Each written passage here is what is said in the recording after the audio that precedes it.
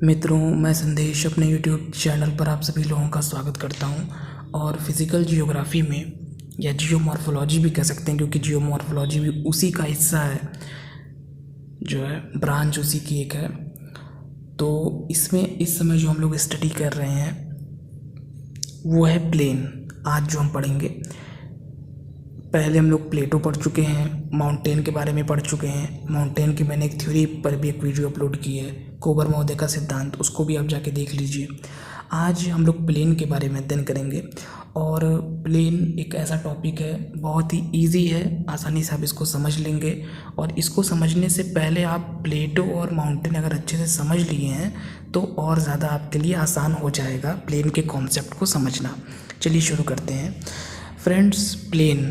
Plane शब्द का प्रयोग हम लोग नॉर्मली आम दैनिक बोलचाल की भाषा में करते हैं।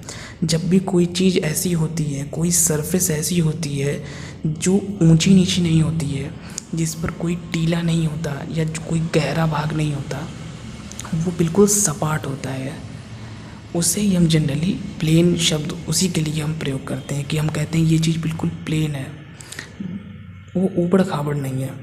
एक हम मतलब आम बोलचाल की भाषा में प्लेन को लेके हमारे मस्तिष्क में जो चीज़ें पहले से बनी हुई है उसकी मैं यहाँ पे बात कर रहा हूँ।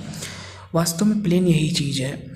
और प्लेन ये तो हम नॉर्मल बोलचाल की भाषा में प्रयोग करते हैं, लेकिन जियोग्राफिकली प्लेन का मतलब मैदान। और मैदानी क्षेत्र हम लोग नॉर्मली जो समझते हैं, जैसे हमारे इंडिया में उत्तर का विशाल मैदान है, जो कि कई नदियों ने वहाँ पर डिपोजिशन किया है, उससे उसका फॉर्मेशन हुआ है। जब हम लोग इंडियन जियोग्राफी पढ़ेंगे, भारत का भूगोल, तो वहाँ पे हम लोग बहुत डिटेल में इसके बारे में अध्ययन करेंगे। लेकिन आज के इस अध्याय में हम लोग थोड़ा सा इसको भी देखेंगे। लास्ट में हम लोग प्लेन के मेन कॉन्सेप्ट को समझने का प्रयास करेंगे।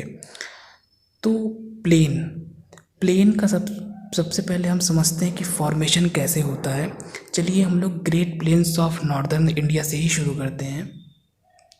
Great plains of northern India मतलब उत्तर भारत का जो हमारा विशाल मैदान है, उसी से हम शुरू करते हैं।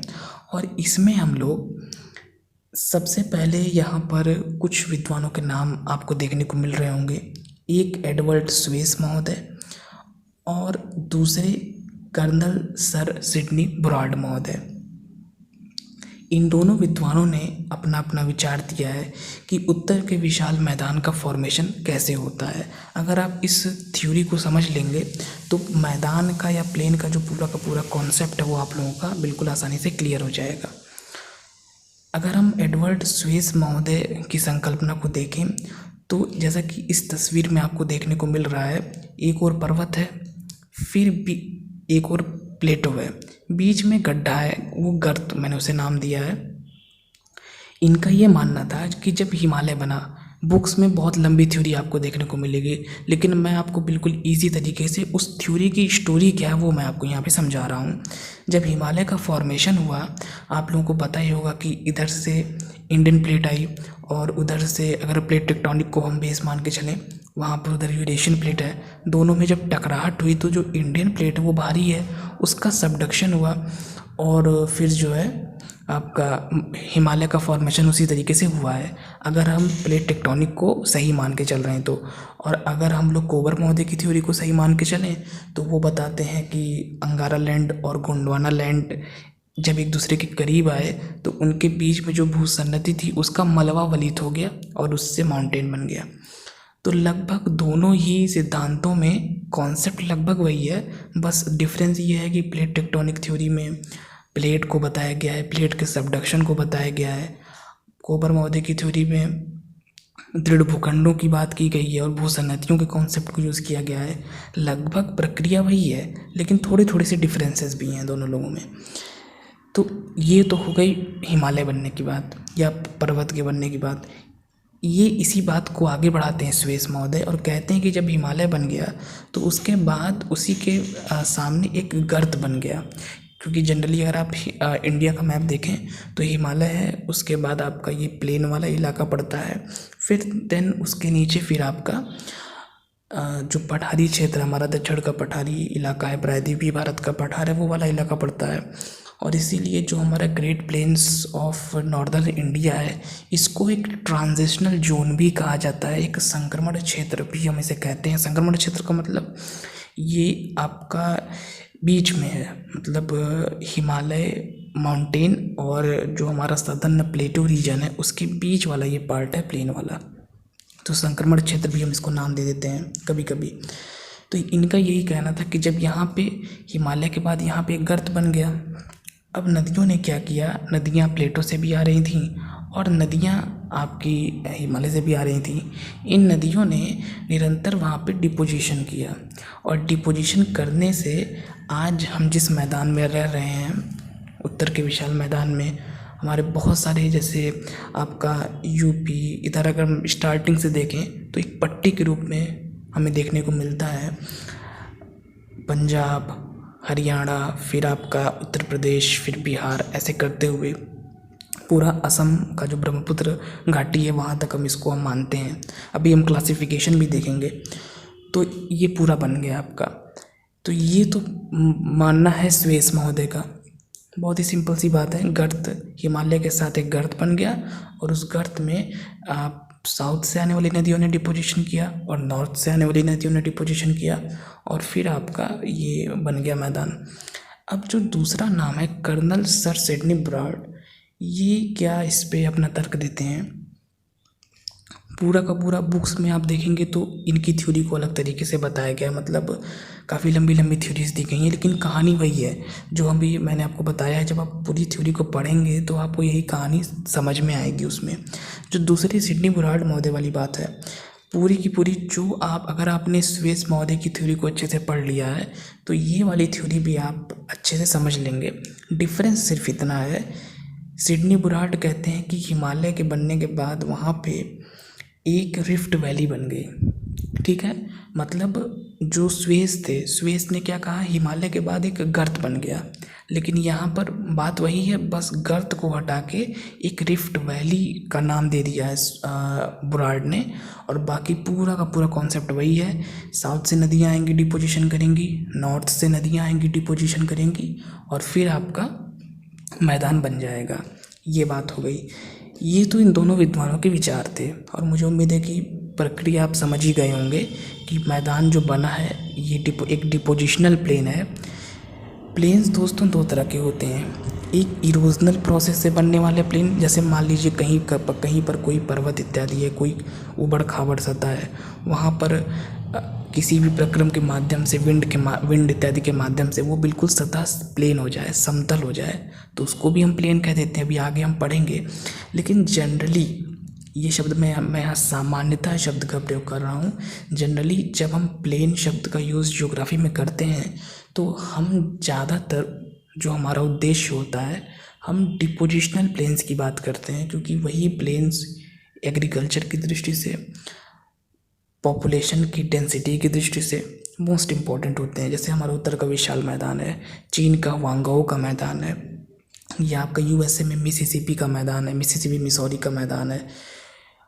जो जहाँ पर भी रिवर्स हैं, हर जगह रिवर्स हैं हर कॉन्टिनेंट में, तो उनका वो जो डिपोजिशन करती हैं, वो जिस प्लेन का फॉर्मेशन करती हैं, वही हमारे लिए ज़्यादा इम्पोर्टेंट होता है। तो हम ये नहीं कह सकते कि प्लेन या मैदान सिर्फ नदियों के डिपोजिशन से ही बनता है, लेकिन हम ये ज़रूर कह सकते हैं कि यद्यपि प्लेन अपरदन से भी बनता है, लेकिन इम्पोर्टेंस की अगर हम बात करें, या ज़्यादा फेमस शब्द नहीं, उसके लिए हम नहीं यूज़ कर सकते, लेकिन ज़्यादा इम्पोर्टेंस जिसका है जियोग्राफिकली, तो वो आपके यही सारे प्लेन्स हैं जो भी मैंने आपको बताया, जो डिपोजिशन से बन रहे हैं। नदियाँ पहाड़ से आ रही हैं, पर्वतीय क्षेत्रों से, और अनाच्छादन करते हुए, और जो भी मलबा इत्यादि लेके आ रही हैं उसको वो पूरा बिछा दे रही हैं। अब तीसरा यहाँ पे एक कॉन्सेप्ट नया जो वर्तमान समय में मान्य है, वो है, पहले वाले में सुएज़ महोदय ने बताया था एक गर्त, दूसरे वाले में सिडनी ब्राड ने बताया था एक रिफ्ट वैली, और तीसरा जो कॉन्सेप्ट है ये भी काफ़ी फेमस है और बहुत सारे विद्वान इसको भी मानते हैं। इसमें कहा गया है कि इसके साथ किसी विद्वान का नाम नहीं जुड़ा है, ये एक अभिनव मत है, एक नया कॉन्सेप्ट है। इसमें बताया गया कि हिमालय और प्लेटो के बीच में एक खाई थी, खाई आप सभी लोग जानते होंगे पर्वतीय क्षेत्रों में, हो सकता है कुछ लोगों ने देखा भी हो, उस खाई में निरंतर नदियों ने डिपोजिशन किया और फिर वहाँ पे हिमालय का फॉर्मेशन हुआ। तो कुल मिला के अगर आप तीनों ही थ्योरीज को देखें, एक जो स्वेस महोदय की संकल्पना है और जो एक कर्नल सर सिडनी बराड महोदय की संकल्पना है और फिर एक हमारी जो नई संकल्पना है, तीनों में बात एक ही कही गई है कि नॉर्थ से नदियाँ आएंगी, साउथ से नदियाँ आएंगी और डिपोजिशन करेंगी। बस वो डिपोजिशन करेंगी कहाँ, इस चीज़ में डिफरेंस है। स्वेस महोदय मानते हैं कि गर्त में डिपोजिशन करेंगी, कर्नल सर सिडनी बराड मानते हैं कि ये एक रिफ्ट वैली में डिपोजिशन करेंगी, और ये जो नया कॉन्सेप्ट है इसमें माना गया है कि एक खाई में डिपोजिशन करेंगी। तो कुल मिला के लगभग बात वही है, थोड़े थोड़े से डिफरेंसेस हैं। ये चीज़ यहाँ पे हमारी कंप्लीट होती है। तो ये दोस्तों यहाँ पर आप लोगों ने प्लेन के फॉर्मेशन को समझ लिया, और स्पेशली ये चीज़ जो यहाँ पर अभी हम लोगों ने बात की है, अगर आप इंडियन ज्योग्राफी भी पढ़ रहे हैं तो वहाँ पर भी ये चीज़ आपके बहुत ज़्यादा काम आने वाली है, क्योंकि वहाँ पे अक्सर पूछा जाता है कि किस प्रकार से उत्तर के विशाल मैदान का निर्माण हुआ है। अब यहाँ पर अब हम लोग इंडिया का जो उत्तर का विशाल मैदान है, इसकी स्टडी हम लोग कर ही रहे हैं, तो थोड़ा सा हम इसका क्लासिफिकेशन देख लेते हैं। Professor R.L. Singh Indian geography के बहुत ही एक प्रमुख विद्वान माने जाते हैं। बहुत सारी बुक्स इन्होंने लिखी हैं 1971 में, और बहुत सारी आप लोगों की किताबों में इनका क्लासिफिकेशन जरूर दिया होगा। अगर नहीं दिया है तो आप नेट पे सर्च भी कर सकते हैं। इन्होंने बहुत एक लंबा चौड़ा क्लासिफिकेशन दिया, मतलब एक बड़े लेवल का क्लासिफिकेशन है, फिर उसको कई भागों में बांटा है, लेकिन हम लोग उतना लंबा याद कर नहीं सकते हैं, एग्ज़ाम में हम लिख भी नहीं पाएंगे, तो मैंने उसको एक थोड़ा शॉर्ट में कर दिया है। तो उसमें पहला है हमारा राजस्थान का प्लेन, दूसरा है हमारा पंजाब का प्लेन, तीसरा है हमारा गंगा का प्लेन, चौथा है हम लोगों का तीसरा हमारा अपर गंगा प्लेन, चौथा हमारा सेंट्रल गंगा प्लेन, और पांचवा हमारा लोअर गंगा प्लेन, और छठा हो जाएगा हमारा असम वैली, मतलब जो हमारा ब्रह्मपुत्र, इसको ब्रह्मपुत्र का मैदान भी हम कह सकते हैं। तो ये हमारे 6 टाइप्स हो जाएंगे। इसमें जो गंगा वाला है इसके 3 अलग अलग डिवीज़न किए गए हैं। अब डिवीज़न को आप कैसे समझेंगे, यहाँ पर आप इस तस्वीर में जो अभी हम लोगों ने क्लासिफिकेशन देखा है उसको आप समझ रहे हैं। असम वाला जो इलाका होगा जहाँ ब्रह्मपुत्र वाला है वो आपका पूरा का पूरा असम प्लेन हो जाएगा। इसके बाद जो बिहार का, मतलब जो बिल्कुल पूर्वी यूपी वाला इलाका है वो हो जाएगा आपका लोअर गंगा प्लेन, मतलब निचला गंगा मैदान, और सेंट्रल गंगा प्लेन वाला मतलब पश्चिमी हम बिहार कह सकते हैं और पूर्वी यूपी कह सकते हैं। और देन इसके बाद पश्चिमी यूपी हो जाएगा हमारा अपर गंगा प्लेन, फिर पंजाब का इलाका हमारा पंजाब वाला प्लेन हो जाएगा, और राजस्थान वाला इलाका हमारा राजस्थान प्लेन हो जाएगा। अब इसमें यहाँ आपको ध्यान देना है कि जब भी राजस्थान का जिक्र होता है तो हम लोग डिज़र्ट सोचने लगते हैं, लेकिन पूरा का पूरा राजस्थान डिज़र्ट नहीं है। अरावली के पश्चिम का जो पार्ट है वो पूरा थार डिज़र्ट है, लेकिन अरावली के पूर्व का जो वहाँ पे जितने भी ज़िले हैं, वो जो भी वहाँ की स्थितियाँ हैं वो बेहतर है, वो पूरा का पूरा डिज़र्ट नहीं है। तो इसीलिए राजस्थान का भी कुछ हिस्सा इसके अंतर्गत शामिल होता है। तो ये तो आपका एक रीजनल क्लासिफिकेशन हो गया, हमने एरिया के आधार पे बांट दिया। अब उसकी अगर कैरेक्टरिस्टिक्स के आधार पे बांटें तो इसमें एक दूसरा क्लासिफिकेशन यहाँ पे आपकी स्क्रीन पे है, बाबर, तराई, खादर, बांगर और डेल्टा प्लेन। यहाँ पर अभी जब हम लोग इंडियन ज्योग्राफी पढ़ेंगे तो इसके बारे में हम लोग बहुत व्याख्या करेंगे, लेकिन यहाँ पर मैं आपको थोड़ा सा बस ये बता दे रहा हूँ कि जब नदियाँ आती हैं तो वहाँ पे बड़े बड़े शिलाखंड लेके आती हैं, तो उसकी जो एक उसका जो जोन होता है, जब वो उसको डिपोजिशन करती हैं बड़े बड़े शिलाखंडों का, तो वो होता है हमारा भाबर वाला इलाका। देन उसके बाद वाला जो इलाका होता है वो होता है जहाँ पर छोटे छोटे शिलाखंड होते हैं, पेबल्स और बोल्डर्स होते हैं, वो होता है हमारा तराई वाला इलाका। ये बहुत ही स्वास्थ्य के लिए अच्छा नहीं होता, काफ़ी कीचड़ दलदल वाला इलाका होता है, यहाँ छोटे छोटे पत्थर होते हैं बहुत, बाबर वाले में बड़े बड़े थे। इसके बाद खादर और बांगर, ये 2 क्षेत्र हैं। खादर वाला वो इलाका होता है जो काफ़ी नीचा होता है और जहाँ पर जो हमारा बाढ़ का पानी है वो आसानी से पहुँच जाता है, और बांगर हम उस इलाके को कहते हैं जो ऊंचा होता है, जहाँ पर हमारा बाढ़ वाला पानी नहीं पहुँच पाता। अगर आप इंडिया के मैप को देखें और स्लोप को अगर आप अच्छे से समझ रहे हैं तो आप देखेंगे कि जो हमारा लोअर गंगा प्लेन है वो हमारा खादर वाला इलाका है, बांगर नहीं है, वो खादर है, क्योंकि वो नीचे है इसीलिए उसका नाम ही रखा गया है लोअर गंगा प्लेन। वहाँ काफ़ी ज़्यादा बाढ़ इत्यादि आती है, आप देखे ही होंगे। बाढ़ तो खैर अब अलग जगहों पर भी आती है, लेकिन नॉर्मली अगर हम देखें तो वो नीचा इलाका है। इसके विपरीत जो हमारा अपर गंगा प्लेन है, जो पश्चिमी यूपी वाला इलाका है, वो उसकी अपेक्षाकृत उसकी हाइट थोड़ी सी अधिक है, तो वो सब इलाके हमारे बांगर वाले हो जाते हैं। इसके बाद डेल्टा प्लेन, डेल्टा के बारे में आप जानते ही हैं कि जब नदी समुद्र की ओर पहुंचती है तो उसकी स्पीड बहुत कम हो जाती है और वो डिपोजिशन करने लगती है अपने मार्ग में, बहुत सारी वितरिकाओं में बढ़ जाती है और डेल्टा का फॉर्मेशन करती है, और वो भी काफ़ी एक उपजाऊ क्षेत्र होता है। तो ये तो इसका एक उसकी विशेषताओं के आधार पे उसका एक हम लोगों ने क्लासिफिकेशन कर लिया। ये मैंने बस आपको थोड़ा थोड़ा यहाँ पे बताया है क्योंकि हम लोग को भी और भी चीज़ें देखनी है, लेकिन यहाँ से आपको थोड़ा बहुत एक हिंट तो मिल ही जाएगा।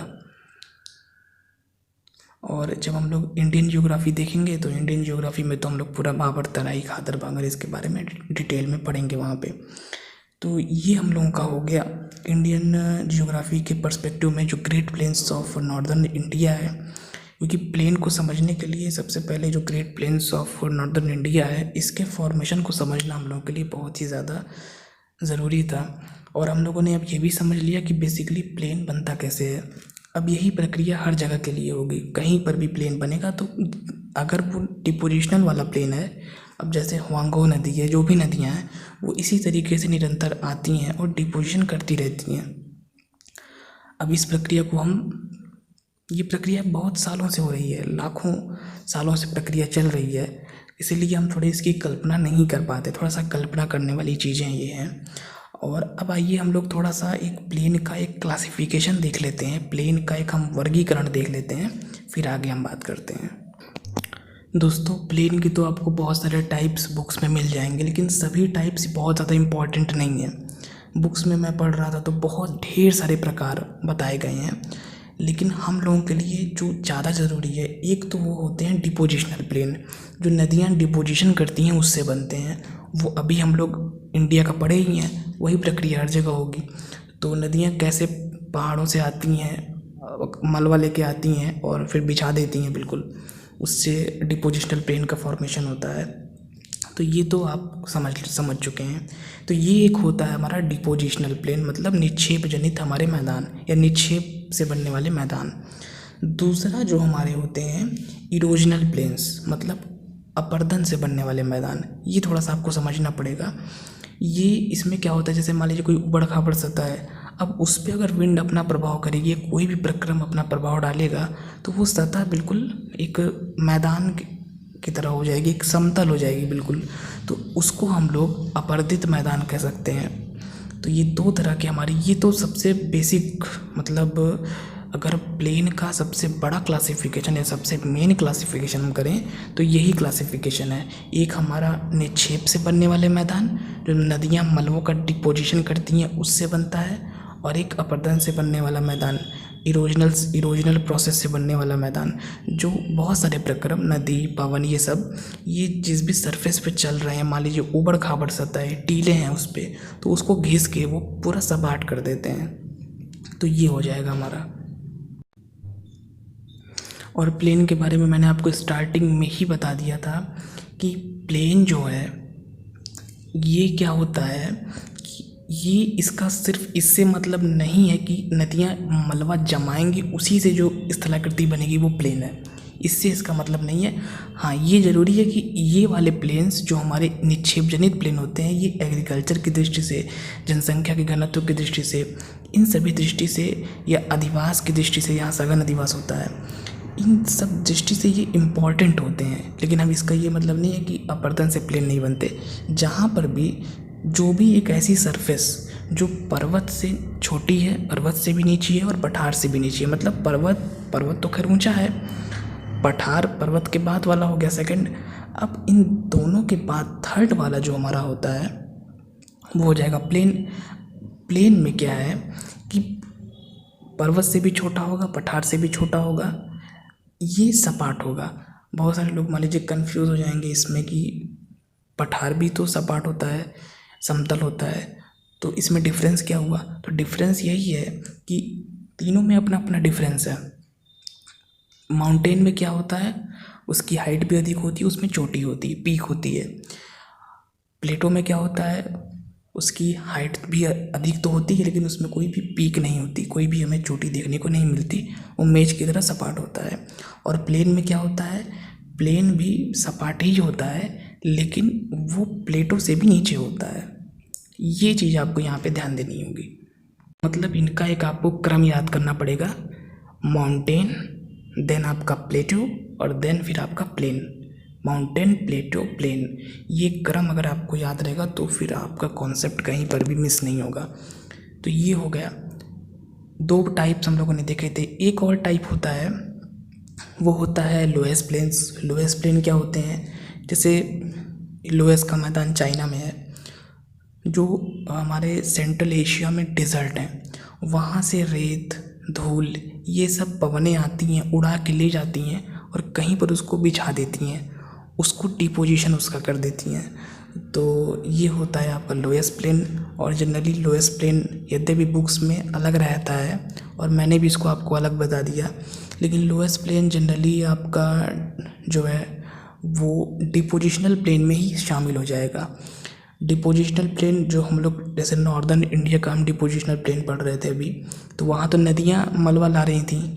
यहाँ जो लोएस प्लेन है ये भी निक्षेप से ही बनता है, लेकिन यहाँ नदियाँ मलबा नहीं लाती और यहाँ पवन अपना काम करती है, पवन मलबा लेके आती है। और मलबे में पत्थर नहीं होते, मलबे में टुकड़े नहीं होते, बल्कि मलबे में क्या होता है, रेत होती है, धूल होती है, ये सारी चीज़ें होती हैं। तो एक लोएस प्लेन भी एक टाइप है, इसको भी आप देख लीजिए। इसके बाद कुछ और इसके टाइप हैं, जैसे मोरेन्स। मोरेन्स ये भी एक प्रकार का डिपोजिशनल प्लेन ही है, लेकिन ये जो हमारे ग्लेशियर्स होते हैं, जब ग्लेशियर्स चलते हैं तो जो भी साथ में लिए रहते हैं मलबा, उसको डिपोजिशन कर देते हैं उसका, उससे एक प्लेन बन जाता है, वो डबका, वो भी मोरेन्स प्लेन होता है वो। ये सब डिपोजिशनल के ही अलग अलग टाइप्स हैं। तो कुल मिला के फाइनली अगर हम कहें तो मेनली दो ही टाइप हमारे हो गए, एक हमारा इरोजनल प्लेन और एक हमारा ये हो गया डिपोजिशनल प्लेन। डिपोजिशनल में अब विंड डिपोजिशन कर सकती है, ग्लेशियर कर सकता है, या आपकी रिवर कर सकती है, जितने भी हमारे फैक्टर्स हैं ये सब अपना डिपोजिशन कर सकते हैं। इन सभी के बाद फाइनली एक लास्ट, एक हमारा बहुत ही इंपॉर्टेंट टाइप है कास्ट प्लेन, जिसका कि नाम सभी लोग सुने होंगे। जो भी हमारे चूने की चट्टान वाले क्षेत्र होते हैं, वहाँ पर वो जो एरिया होता है उसको हम कहते हैं कास्ट प्रदेश या कास्ट प्लेन। वहाँ पर अलग अलग तरह के लैंडफॉर्म्स बनते हैं और हम लोग लैंडफॉर्म वाला चैप्टर पढ़ चुके हैं।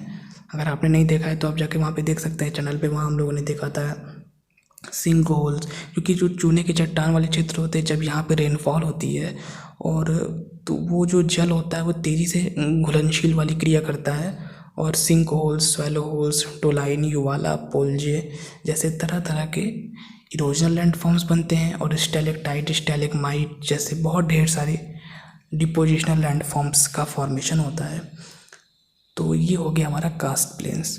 तो टाइप्स तो बहुत ढेर सारे हैं, लेकिन मेन टाइप्स ही मैंने यहाँ पे ऐड किए हैं। तो ये आपके सभी प्रमुख प्रकार हैं प्लेन के। और इस प्रकार ये जो हम लोग का अध्याय है यहीं पे समाप्त होता है। हम लोगों ने प्लेन बनता कैसे है, बेसिकली जो हमारा सबसे मुख्य मैदानी क्षेत्र होते हैं, जो नदियाँ अपना डिपोजिशन करती हैं, उस पूरी प्रक्रिया को हम लोगों ने एक एग्जाम्पल के माध्यम से आज समझ लिया। और हमारा एग्जाम्पल क्या था, सबसे अच्छा एग्जाम्पल उत्तर का विशाल मैदान का एग्जाम्पल। 3 सिद्धांत भी हम लोगों ने देखे। इसके बाद उस प्लेन के अलावा और क्या क्या किस किस तरह के प्लेन्स होते हैं वो चीज़ भी हम लोगों ने देख ली। तो ये अध्याय यहीं पे पूर्ण होता है और आगे हम लोग अब जियोमॉर्फोलॉजी के ही किसी और इम्पोर्टेंट टॉपिक पे बात करेंगे। और प्लेन्स, जो नॉर्दर्न ग्रेट प्लेन्स है इंडिया का, ये भी समाप्त नहीं हुआ है अभी। भाबर, तराई, खादर, बांगर, इसके बारे में बहुत डिटेल में भी अभी हमें पढ़ना है। जब हम इंडियन जियोग्राफी पढ़ेंगे तो वहाँ पे देखेंगे इसको, क्योंकि ये टॉपिक बहुत ज़्यादा इम्पोर्टेंट है। फिगर्स इसमें काफ़ी बनाने को आते हैं और ये क्वेश्चन भी यूजी और पीजी लेवल पे तो बहुत पूछा जाता है कि आप इंडिया को जियोग्राफिकली रीजन्स में बांटिए। कभी कभी पर्टिकुलर मैदान पर भी क्वेश्चन आ जाता है। तो उसके लिए पापड़, तराई, खादर, भांगड़ जितने भी हमारे रीजन्स हैं सबके बारे में पता होना चाहिए।